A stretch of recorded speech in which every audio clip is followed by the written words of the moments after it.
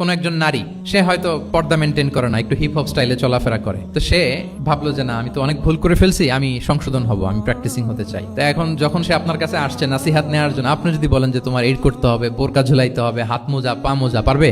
এ বলবে আগে যা ছিলাম ভালোই ছিলাম। তাকে একটু একটু করে বোঝাতে হবে, মানে এই হেজাব এটা কেন, হ্যাঁ, কাভারিং আওরা এটা কেন কেন এটা করতে, এটা বেনিফিটটা আগে বুঝালেন যে Islam consider women as a queen, নারীকে ইসলাম কি হিসেবে কনসিডার করে?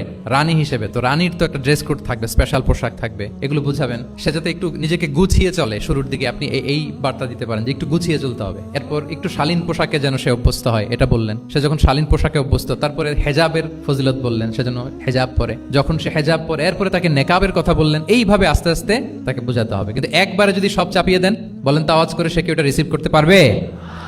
কারণ এই যে গ্রাজুয়ালিটি আর তাদাররুজ, এই সিস্টেমটা আপনি ভায়োলেট করেন নাই। একটু একটু করে বললে এটা মানুষের ফিতরাতের সাথেও যায়, তার নেচারের সাথেও যায়। আমরা মদ হারাম হওয়ার কথা জানি, কয়টা স্টেপে হারাম হয়েছিল মদ?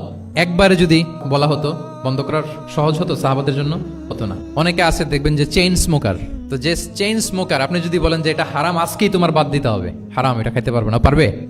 ও দুনিয়া সব বাদ দিতে পারবে, সিগারেট বাদ দিতে পারবে না। তো তারে কি করতে হবে? ফ্লেক্সিবিলিটি দিতে হবে যে আস্তে আস্তে ছাড়েন।